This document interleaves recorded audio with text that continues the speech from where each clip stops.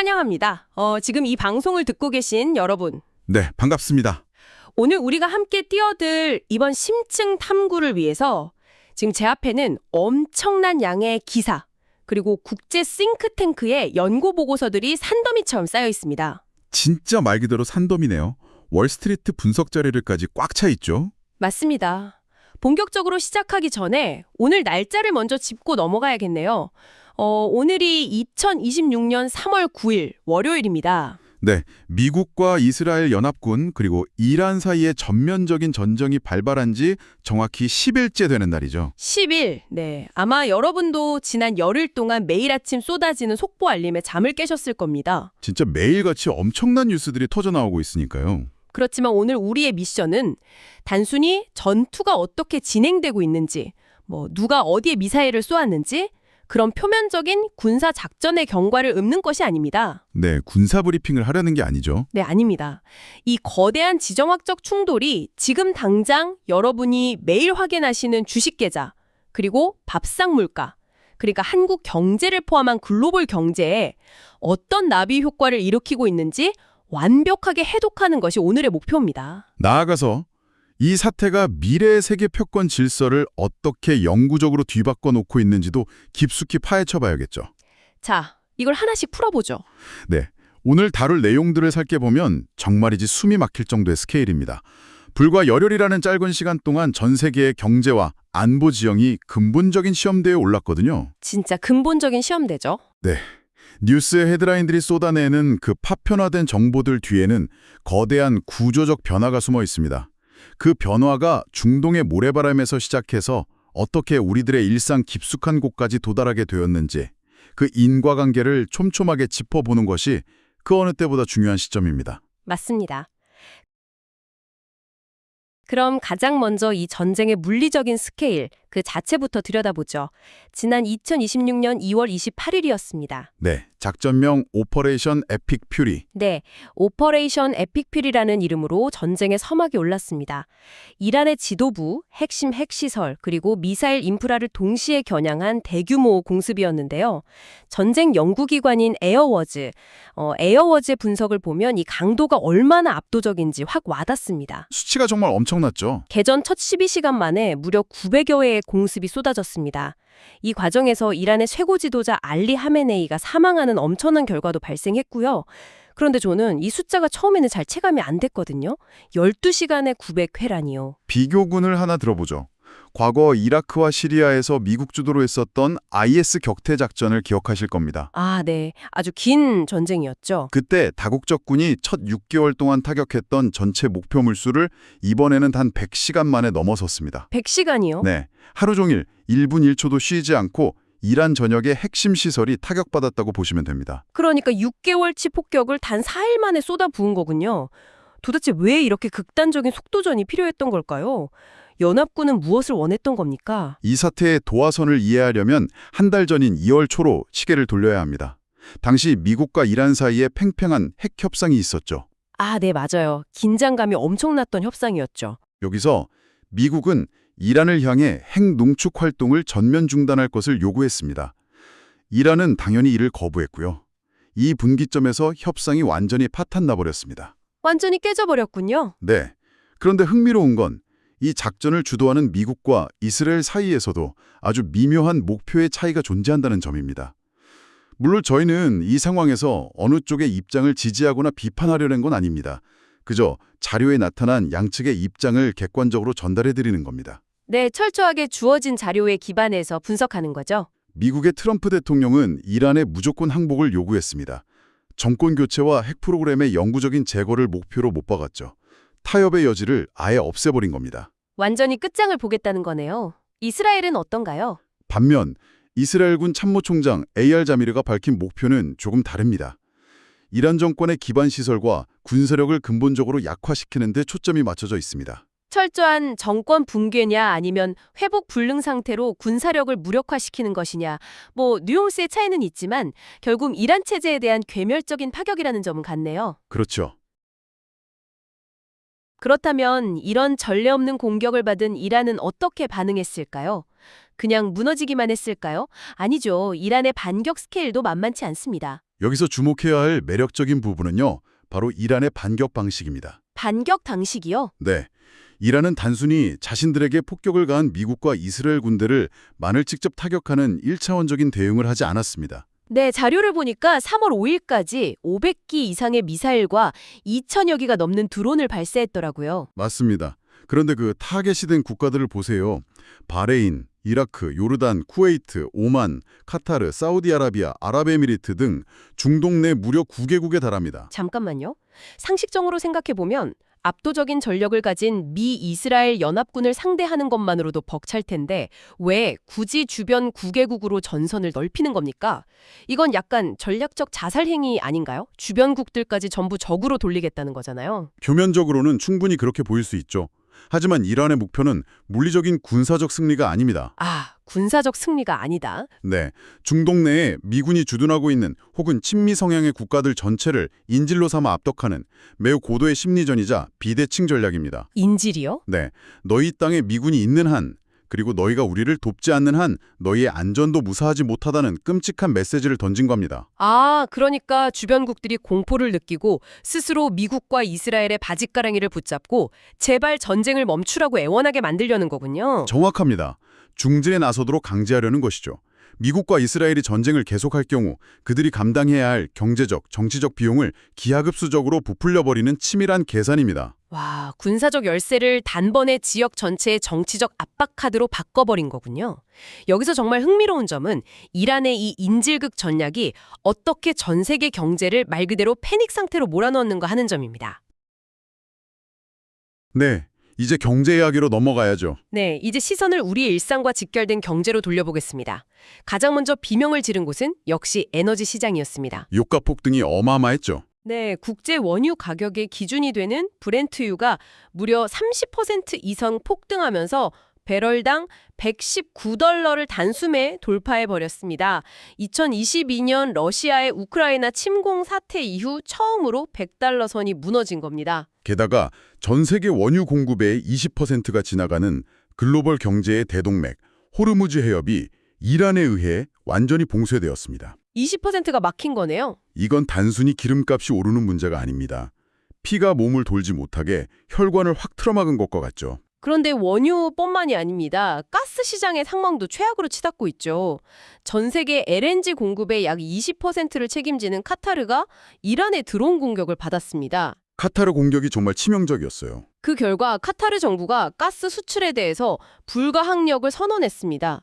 여러분이 불가항력 선언이라는 게 법적으로 아주 무서운 단어거든요. 포즈 메저라고 하죠. 네, 천재재변이나 전쟁 같은 통제 불가능한 상황 때문에 우리가 맺은 수출 계약을 당분간 지킬 수 없다고 국가가 공식적으로 선언해버린 겁니다. 맞습니다. 글로벌 물류와 에너지 공급망이 물리적으로 마비된 겁니다. 엎친 데 덮친 격으로 사우디 아람코의 라스타누라 정유 및 수출 터미널도 이번 공격 여파로 폐쇄되었죠. 끔찍하네요. 블룸버그 이코노믹스와 차텀하우스의 분석을 종합해보면 이 타격이 지금의 글로벌 경제에 얼마나 뼈아픈지 잘 나타납니다. 만약 지금의 유가 100달러 이상 수준이 계속 유지될 경우 2026년 글로벌 인플레이션은 1%포인트 추가로 치솟고 전 세계 GDP 성장률은 0.25%에서 0.4%포인트 하락할 것으로 전망됩니다. 약간 의문이 생깁니다. 인플레이션 1% 상승, GDP 0.4% 하락. 솔직히 말해서 2022년 러시아 우크라이나 전쟁 당시에 유럽이 겪었던 가스관 단절 충격에 비하면 이 수치 자체는 약간 작아 보이거든요. 시장이 너무 과민 반응하는 건 아닐까요? 그렇게 생각하실 수 있습니다. 하지만 그 숫자의 이면을 보셔야 합니다. 절대적인 수치가 작아 보일 수는 있지만 타이밍이 최악입니다. 타이밍이요? 네. 현재 글로벌 경제는 지난 몇 년간의 고금리와 관세 충격으로 이미 숨을 헐떡이고 있는 상태입니다. 펀더멘털이 약해질 대로 약해진 환자에게 들어간 치명타라는 거죠. 아, 기초 체력이 이미 바닥난 상태라는 거군요. 맞습니다. 금리를 내리고 경기를 부양해야 할 시점에 다시 인플레이션 1%가 얹어진다. 이건 중앙은행들의 손발을 완전히 묶어버리는 겁니다. 특히 에너지 의존도가 높은 국가들은 경기 침체 직전에 벼랑 끝으로 등 떠밀리게 됩니다. 바로 그 지점입니다. 에너지 의존도가 높은 국가. 우리는 여기서 가장 중요한 질문을 던져야 합니다. 중동의 모래바람과 월스트리트의 비명소리가 지금 이 방송을 듣고 계신 여러분의 삶에 도대체 어떤 영향을 미치는 걸까요? 제일 중요한 부분이죠. 한국 경제의 상황을 구체적으로 들여다보겠습니다. 개전 이후 한국 주식시장은 그야말로 붕괴라는 단어가 어울렸습니다. 코스피 폭락이 엄청났죠. 네, 코스피가 3월 4일 하루에만 12.1% 급락하며 사상 최대의 하루 낙폭을 기록했죠. 누적으로는 무려 16% 이상 하락했습니다. 더 충격적인 건 우리 국민주들의 성적표입니다. 삼성전자가 11.7%, SK하이닉스가 9.6% 폭락했습니다. 의아하지 않으신가요? 중동에서 폭탄이 터졌는데 왜 한국의 반도체 기업들이 가장 먼저 피를 흘려야 하는 걸까요? 그게 바로 한국 경주를 가진 구조적인 지정학적 취약성의 민낯입니다. 한국은 제조업 기반의 수출 국가고 특히 반도체는 전기를 어마어마하게 잡아먹는 산업입니다. 전기 먹는 하마죠. 네. 그런데 한국은 필요한 원유의 약 70%를 중동에서 수입합니다. 그리고 그 원유의 상당량이 앞서 말씀드린 지금 완전히 봉쇄되어 있는 호르무즈 해협을 통과해야만 하죠. 아, 에너지가 안 들어오면 공장이 멈추는 거니까요. 에너지가 없으면 공장을 돌릴 수 없고 물류비가 폭등하면 수출 경쟁력이 사라집니다. 시장은 이 거대한 구조적 약점이 적나라하게 드러나는 것을 보고 패닉셀링을 던진 겁니다. 현대경제연구원의 추산을 보니까 상황의 심각성이 훨씬 차갑게 다가오더군요. 유가가 100달러 선을 지속할 경우 한국의 2026년 GDP 성장률은 최소 0.3%포인트 날아가고 물가 상승률은 1.1%포인트 튀어오를 것이라는 우울한 전망입니다. 체감 물가는 훨씬 심각할 겁니다. 원자재를 수입해서 가공해 수출해야 하는 경제 구조상 기업의 수익성 악화는 결국 공장 가동 중단이나 구조조정으로 이어지고요. 최종적으로는 소비자인 우리가 마트에서 체감하는 밥상 물가 폭등으로 직결된다는 거죠. 그래서 한국 정부도 비상사태에 돌입했습니다. 이재명 대통령이 최악의 시나리오까지 대비하라며 선제적 조치들을 내놓았는데요. 네, 뉴스에서 봤습니다. 여기서 가장 눈에 띄는 극약 처방은 무려 30년 만에 처음으로 연료 가격 상한제 도입을 준비 중이라는 겁니다. 시장의 가격 결정 시스템에 국가가 직접 개입하겠다는 건데 그만큼 상황이 절박하다는 반증이죠. 국가 차원의 방패도 꺼내 들었습니다. 약 208일치에 달하는 엄청난 양의 비축유 방출 준비에 들어갔죠. 국가전략 비축유와 민간 비축분을 모두 합치면 최대 2억 3천만 배럴에 달하는 규모라고 합니다. 2억 3천만 배럴이요? 네. 그런데 208일을 치면 얼핏 들으면 꽤 넉넉해 보이지만 실제로는 어떨까요? 비축유를 바닥까지 삭삭 긁어쓸 수는 없기 때문에 208일은 말 그대로 한기치일 뿐입니다. 호르무즈 해역 봉쇄가 6개월 이상 장기화된다면 이 방패도 결국 깨질 수밖에 없는 시한폭탄과 같습니다. 당장의 핏줄이 막힌 것을 뚫기 위한 전략적 지열 조치에 가깝죠. 네, 저는 이 수많은 이슈들 중에서 개인적으로 가장 충격을 받았던 나비 효과가 따로 있습니다.